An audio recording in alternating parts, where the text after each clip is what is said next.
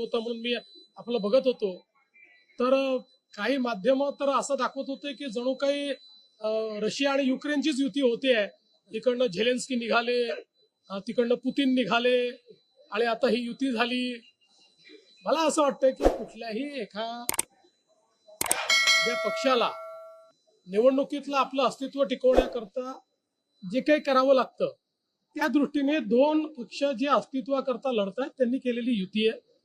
त्यापेक्षा पलीकडे त्याच्यामधनं काही फार अन्वयार्थ काढण्याचं कारण नाहीये. याने फार काही परिणाम होईल असं देखील मला वाटत नाही. याचं कारण ज्या प्रकारे मुंबईकरांचा विश्वासघात या मंडळींनी सातत्याने केलाय, ज्या प्रकारे मराठी माणसाला मुंबईच्या बाहेर घालवण्याचं काम आणि पाप यांनी केलेलं आहे, ते मराठी माणूस यांच्या सोबत नाही. आणि ज्या प्रकारे अमराठी माणसावर सातत्याने हल्ले केले आहेत तेही यांच्या सोबत नाही. मुंबईमध्ये कोणी यांच्या सोबत येणार नाही. यांचा ट्रॅक रेकॉर्ड हा केवळ भ्रष्टाचाराचा आहे. यांचा ट्रॅक रेकॉर्ड हा केवळ स्वहिताचा आहे. निवडणुका आल्या की भावनिक बोलायचं. आता भावनिक बोलण्याला जनता भुलणारी नाही. त्यामुळे निश्चितपणे या निवडणुकीमध्ये त्यांनी अजूनही 2-4 लोक सोबत घेतले तरीही मुंबईकर हे महायुतीचं काम बघून, महायुतीने केलेला विकास बघून, महायुतीने भविष्यातली जी मुंबई तयार करणं सुरू केलंय ते बघून आणि विशेषतः मराठी माणसाला मुंबईतच घरं देण्याचा जो कार्यक्रम महायुतीने सुरू केलेला आहे त्यामुळे निश्चितपणे महायुतीच्या पाठीशीच मुंबईकर उभे राहतात. मात्र मुलं पळवणारी चोळीत तयार झालेले त्याच्यामुळे आकडे आता सांगणार नाहीत असं देखील असं आहे की आकड्यांशी माझा काही संबंध नाही.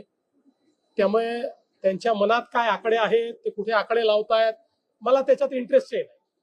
एवढंच आहे की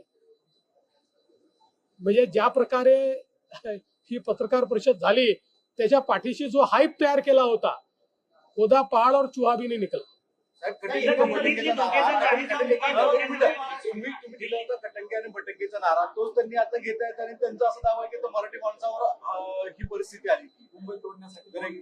पुन्हा एकदा सांगतो, त्यांनी लक्षात घेतलं पाहिजे, ते म्हणजे मुंबई नाही, ते म्हणजे मराठी नाही, ते म्हणजे सर्व काही आहे. हा जो काही त्यांचा गर्व आहे, हा जो काही दुराभिमान आहे, या दुराभिमानामुळेच मुंबईकर त्यांच्यापासून दूर गेले. कारण मुंबईकरांना सेवेकरी हवे आहेत. मुंबईकरांना त्या ठिकाणी राज्य गाजवणारे आणि स्वतःचा फायदा पाळणारे नको आहे.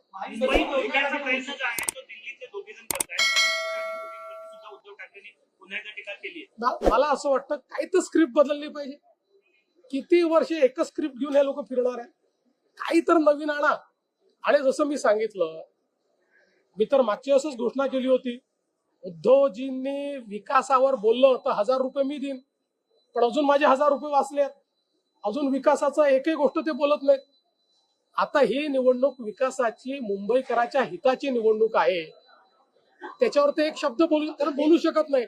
त्यांना 25 वर्षाचा हिशोब द्यावा लागेल, मिठी नदीतला हिशोब द्यावा लागेल, मराठी माणसाच्या घराचा हिशोब द्यावा लागेल. देऊ नाही शकत. संपलेल्या पक्षावर बोलणार नाही, संपलेल्या पक्षावर आम्ही बोलणार नाही असं म्हणणाऱ्यांना आता त्याच पक्षासोबत युती करावी लागली. 20 वर्ष एकमेकांकडे गेले नाहीत, भावनिक आवाज म्हणतायत, मराठी म्हणतायत, एकंदरीत सगळं कसं बघतायत? मुळात तुम्हाला क्रेडिट पण तेच देतात की तुम्हीच एकत्र आहात. बघा, आमच्या नवनाथ बदनी परवाच याचं अतिशय सुंदर विश्लेषण केलेलं आहे. हा भीती संगम आहे, हा प्रीती संगम नाही. दुसरीकडे जुने व्हिडिओ आहेत, त्या जुन्या जुने जे व्हिडिओ आहेत, इव्हन तुमचं सुद्धा म्हणतात तुमचा पण एक व्हिडिओ आहे असं आहे. व्हिडिओ तर काही तयार करता येतात, पण एक गोष्ट स्पष्टपणे सांगतो, अख्ख्या दुनियेला माहिती आहे देवेंद्र फडणवीस पैदाच हिंदुत्ववादी झाला. हिंदुत्वात पैदा झाला, हिंदुत्वातच मरेल. फक्त मतांकरता भगवी शाल घालणारे आम्ही नाही. फक्त मतांच्या करता रोज मत बदलणारे आम्ही लोक नाही. आम्ही हिंदुत्ववादी कालही होतो, आजही आहोत आणि उद्याही राहू. आमचं हिंदुत्व जनतेने पाहिलेलं आहे आणि त्यांना ते मान्य आहे. परप्रांतीयांना देखील आता मुंबईकर म्हणा असं देखील आता सुरू झालेलं पाहायला मिळतं. गेल्या काही आजच्या प्रेसमधून जवळपास दिसून येतं की परप्रांतीयांना प्रत्यक्षरित्या मराठीचा मला आनंद आहे. किमान निवडणुकीत मत मिळवण्याकरता तरी आता त्यांनी आपलं मत बदललेलं आहे. नेहमीप्रमाणे पलटी मारलेली आहे, पण ही जी मारलेली पलटी आहे ती सुखावं आहे. त्यामुळे त्याच्यात त्यांनी तसंच राहावं. उद्या पुन्हा त्याच्यात बदलू नये. पण शेवटी जुनी पापं तर आहेत ना, ती लोकांनी बघितलेली आहेत. जुनी पापं धुता येणार नाहीत. खास करून नितेश राणे किंवा असे मंत्री हिंदुत्ववादीकडे भूमिका घेऊन कुठेतरी ह्या सगळ्यांना पोलराईज करतात आणि यामुळेच भाजपला फायदा होईल असं देखील एकत्रित त्यांनी सांगितलं. असं आहे, मुंबई आणि महाराष्ट्र हा हिंदुत्ववादीच आहे.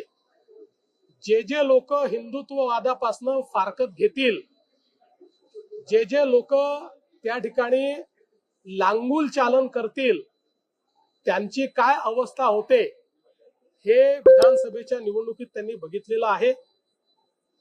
आम्ही हिंदुत्ववादी होतो आणि आहोत. आम्ही संकुचित नाही आहोत. आमचा हिंदुत्ववाद हा केवळ पूजा पद्धतीवर आधारित हिंदुत्ववाद नाही आहे. तो भारतीय जीवन पद्धतीवर आधारित आमचा हिंदुत्ववाद आहे. या भारतीय जीवन पद्धतीला स्वीकारणारा, भारतीय समाजाची, हिंदू समाजाची जी मानकं आहेत त्यांना जो मानतो, प्रभू श्रीराम हे केवळ देव नाहीत, हे आमच्या संस्कृतीचं मानक आहे. त्यामुळे जर प्रभू श्रीरामांना कोणी मानत असेल तर त्याची जात धर्म आम्ही पाळणार नाही, त्याला आम्ही सोबत घेतलेला आहे. आमचं हिंदुत्व व्यापक आहे, पण आम्ही हिंदुत्व सोडणार नाही, सोडलं नाही. त्यामुळे पलटी मारणाऱ्यांनी आम्हाला सांगू नये.